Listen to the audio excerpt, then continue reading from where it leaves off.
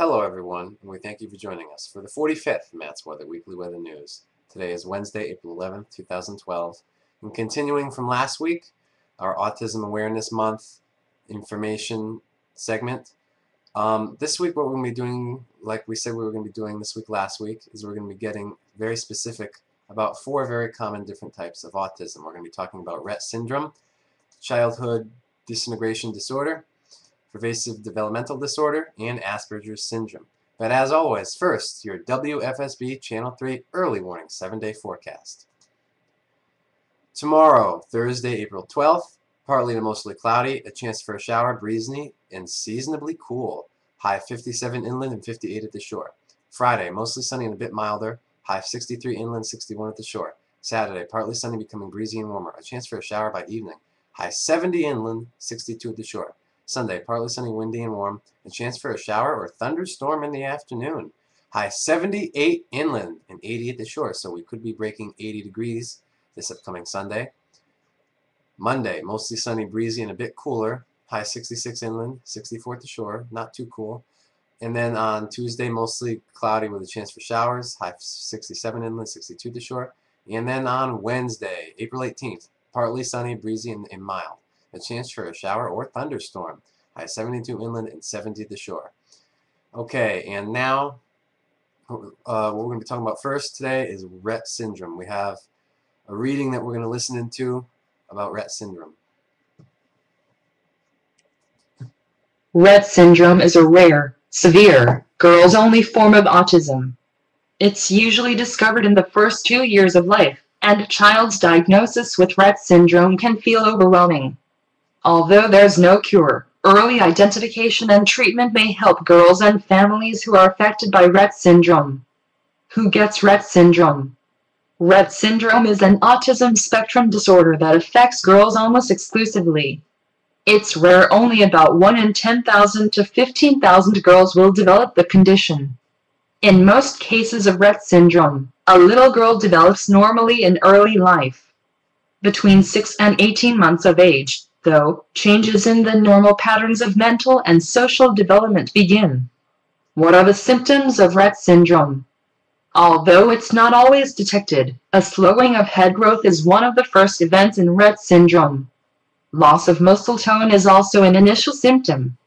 Soon, the little girl loses any purposeful use of her hands. Instead, she habitually wrings or rubs her hands together. Around 1 to 4 years of age, social and language skills deteriorate in girls with Rett syndrome. A girl with Rett syndrome stops talking. She develops extreme social anxiety and withdrawal or disinterest in other people. Rett syndrome also causes problems with muscles and coordination. Walking becomes awkward as girls develop a jerky, stiff-legged gait. A girl with Rett syndrome may also have uncoordinated breathing and seizures. What causes Rett syndrome? Most children with Rett syndrome have a mutation in a particular gene on the X chromosome. Exactly what this gene does, or how its mutation leads to Rett syndrome, isn't clear. It's believed that the single gene may influence many other genes involved in development. Although Rett syndrome seems to be genetic, the faulty gene is almost never inherited from the parents. Rather, it's a chance mutation that happens in the girl's own DNA.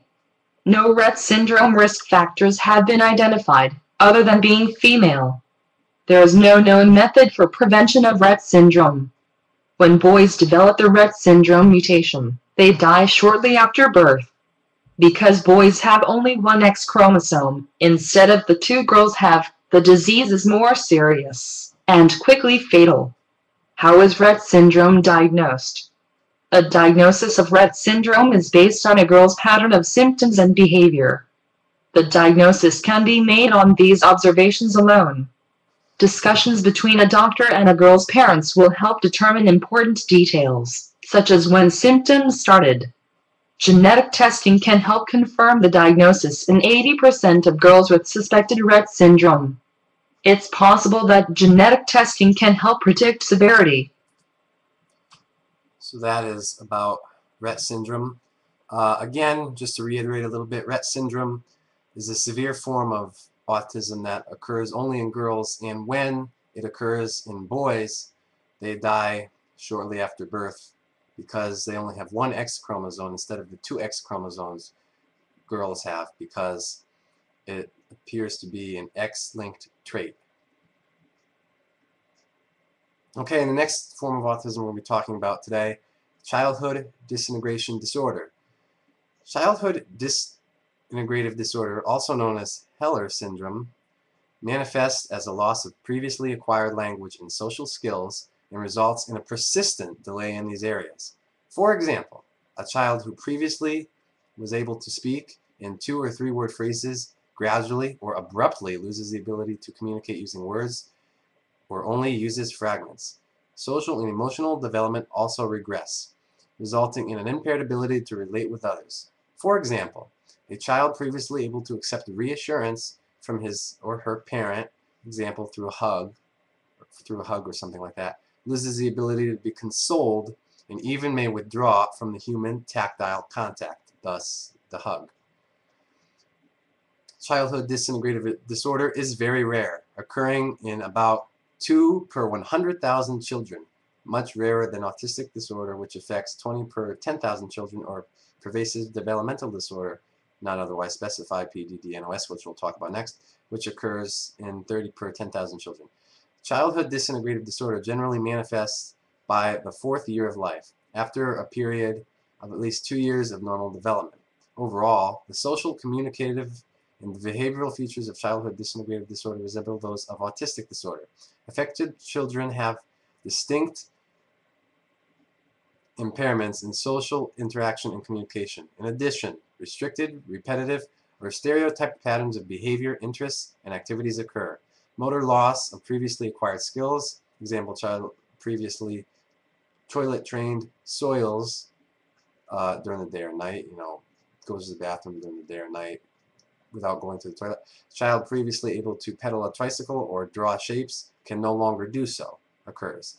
Additional symptoms may include the onset of difficulty in the transition of waking from sleep, social interactions become compromised, example, aggressiveness, tantrums, withdrawal from peers, as does motor function, resulting in poor coordination and possible awkwardness of gait. Family home movies can be very helpful in the identification of autistic spectrum disorders, including childhood disintegrative disorder. That's childhood disintegrative disorder. Very, very rare, just like Rett syndrome is very rare. Now we're going to be moving on to 2 more different types of autism that are a little bit more common. Next, we're going to be talking about pervasive developmental disorder, not otherwise specified, abbreviated PDD-NOS. Pervasive developmental disorder, not otherwise specified, PDD-NOS, is a sub-threshold condition in which some, but not all, features of autism or another explicitly identified pervasive developmental disorder are identified. PDD-NOS is often incorrectly referred to as simply PDD. The term PDD refers to the class of conditions in which autism belongs. PDD is not itself a diagnosis, while PDD-NOS is a diagnosis. The term pervasive developmental disorder, not otherwise specified, also referred to as atypical personality development, atypical PDD, or atypical autism, is included in DSM-IV to encompass cases where there is a marked impairment of social interaction, communication, and or stereotyped behavior patterns or interests. But when full features for autism or other explicitly defined PDD are not met. It should be emphasized that this is a sub-threshold category, is thus defined implicitly. That is, no specific guidelines for diagnosis are provided. While deficits in peer relations and unusual sensitivities are typically noted, social skills are less impaired than in classical autism. The lack of definitions for this relatively heterogeneous group of children presents problems for research on this condition. The limited available evidence suggests that children with PDD-NOS probably come to professional attention rather than is the case with autistic children, and that intellectual deficits are less common.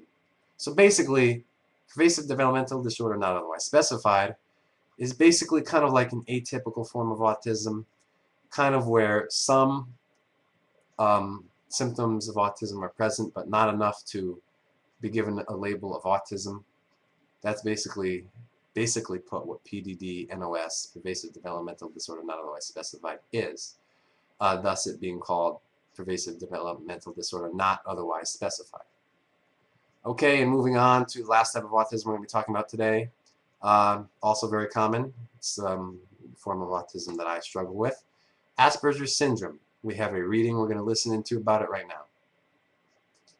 Asperger's syndrome, also called Asperger's disorder, is a type of pervasive development disorder, PDD. PDDs are a group of conditions that involve delays in the development of many basic skills. As I should point out, like we just said, PDD-NOS is Pervasive Developmental Disorder Not Otherwise Specified. PDD itself refers to a group of conditions. It's really the NOS that makes PDD-NOS, it's really the NOS that differentiates Pervasive Developmental Disorder Not Otherwise Specified from other forms of autism. Most notably the ability to socialize with others, to communicate, and to use imagination. Although Asperger's syndrome is similar in some ways to autism, another, more severe type of PDD, there are some important differences. Children with Asperger's syndrome typically function better than do those with autism. In addition, children with Asperger's syndrome generally have normal intelligence and near normal language development, although they may develop problems communicating as they get older. Asperger's syndrome was named for the Austrian doctor, Hans Asperger, who first described the disorder in 1944. However, Asperger's syndrome was not recognized as a unique disorder until much later. What are the symptoms of Asperger's syndrome? The symptoms of Asperger's syndrome vary and can range from mild to severe.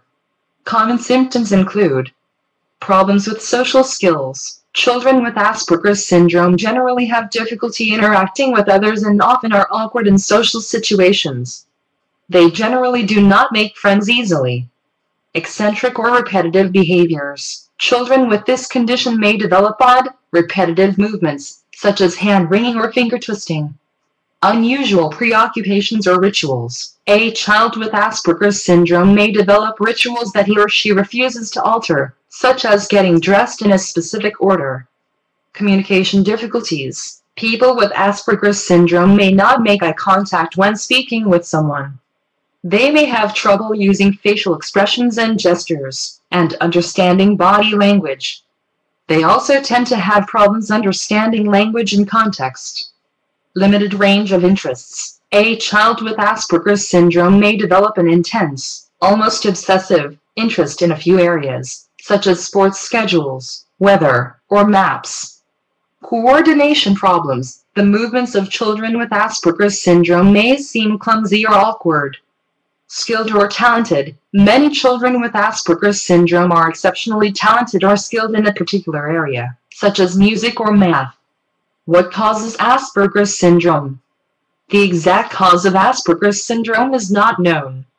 However, the fact that it tends to run in families suggests that a tendency to develop the disorder may be inherited, passed on from parent to child. How common is Asperger's syndrome? Asperger's syndrome has only recently been recognized as a unique disorder. For that reason, the exact number of people with the disorder is unknown, although it is more common than autism. Estimates suggest Asperger's syndrome affects from 0.024% to 0.36% of children. It is more common in males than in females, and usually is first diagnosed in children between the ages of 2 and 6 years. How is Asperger's syndrome diagnosed? If symptoms are present, the doctor will begin an evaluation by performing a complete medical history and physical exam. Although there are no tests for Asperger's syndrome, the doctor may use various tests such as X-rays and blood tests to determine if there is a physical disorder causing the symptoms. If no physical disorder is found, the child may be referred to a specialist in childhood development disorders, such as a child and adolescent psychiatrist or psychologist, pediatric neurologist, developmental pediatrician, or another health professional who is specially trained to diagnose and treat Asperger's syndrome.